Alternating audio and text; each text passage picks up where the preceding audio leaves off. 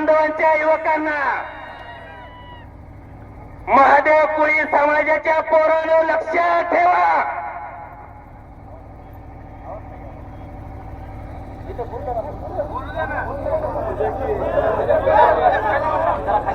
काय झालंय सांग तू लक्षात ठेवा रे, काय झालंय सांग तू लक्षात ठेवा. पहिल्यांदा एक काम करायचं, आता आपल्या समाजाचं नेतृत्व करणारा कसलंही पोरग राहू द्या, कसलाही माणूस राहू द्या, अरे त्याच्या घरात अन्न सुद्धा खायला, पण ती समाजाचं काम करत असेल, पहिलं त्याला ताकद द्या आणि एवढी ताकद द्या की विरोधकाच्या पोखंडी बसला पाहिजे त्यांना, त्याचा पाय वडू नका.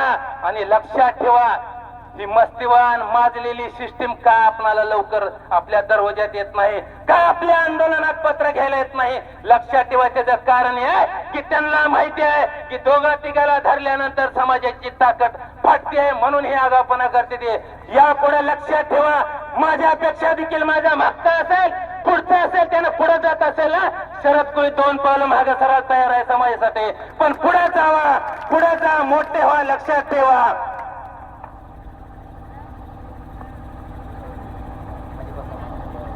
मी माझं भाषण बंद करण्याच्या पूर्वी सर्व युवकांना एक विनंती करतो. राजा हो,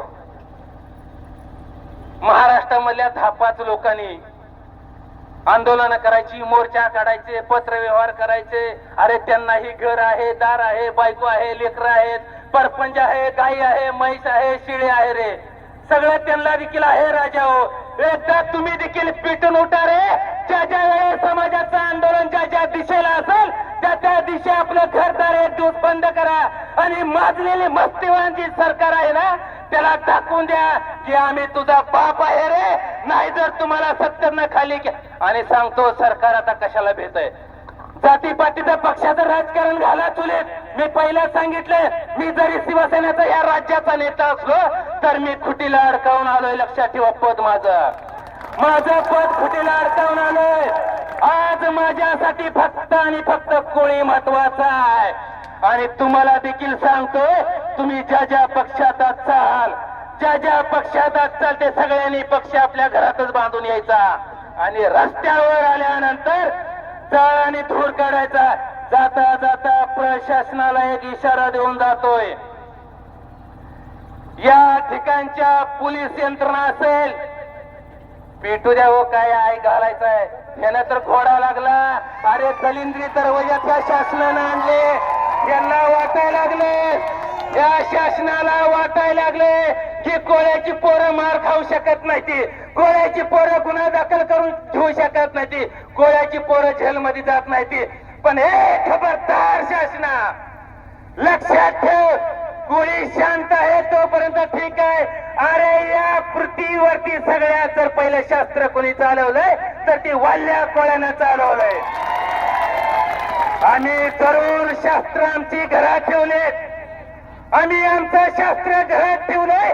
याचा अर्थ असा नाही की आम्ही चालवायला विसरलोय, आणि ज्या दिवशी पण चालवायची वेळ येईल त्या दिवशी त्या शास्त्रानं तुम्हाला कापल्याशिवाय राहणार नाही. या ठिकाणच्या पोलीस प्रशासनाला माझी विनंती आहे, सांगणार साहेब, इथून पुढच्या काळामध्ये मराठवाड्याचा सगळा महाराष्ट्र पेटल्याशिवाय राहणार नाही. सगळ्या महाराष्ट्रात आंदोलन होणार आहेत. दादा हो, एवढं जर समाजाची जाणीव असेल तर एकदा खाली बसता का, मग कळेल की तुम्हाला जाणीव आहे का नाही, मग कळेल की तुम्ही आंदोलनात आलात का नाही.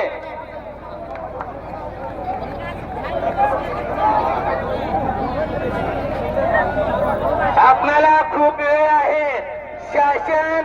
शासन गेंड्याच्या कातडीचं आहे. इथला पालकमंत्री तिथं झेंडा फडकवतोय.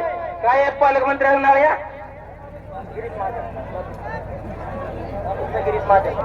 गिरीश महाजन साहेब, अहो तुम्ही या जिल्ह्याचं पालकमंत्री आहे, थोडी तुम्हाला लाज लज्जा जर शिल्लक असेल ना, पालकमंत्री साहेब, तुम्ही ज्या जिल्ह्याचे पालकमंत्री आहात त्या जिल्ह्यात 15 ऑगस्टला जलसंबंधीचा आमच्या महादेव कोळी समाज बांधव आंदोलन करतोय. तुम्हाला लाज आहे का? लाज जरा बघा.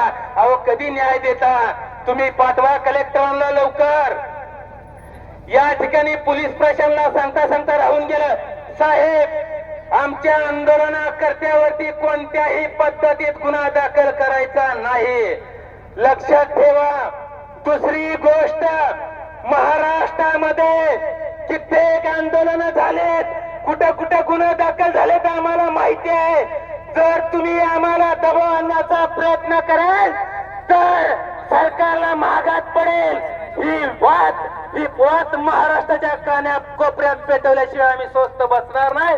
एवढं बोलून मी एवढंच सांगतो, जाता जाता मराठवाड्यातल्या कुळी समाज बांधवांना आज पण आणि उद्या पण शरद कुळी फक्त कुळी समाजासाठी लढेल आणि लढत राहणार. एवढं बोलून माझे 2 शब्द संपवतो. सर्वांना परत एकदा मानाचा जय वाल्मिकी. धन्यवाद दादा. सगळ्या समाज बांधवांना पुढची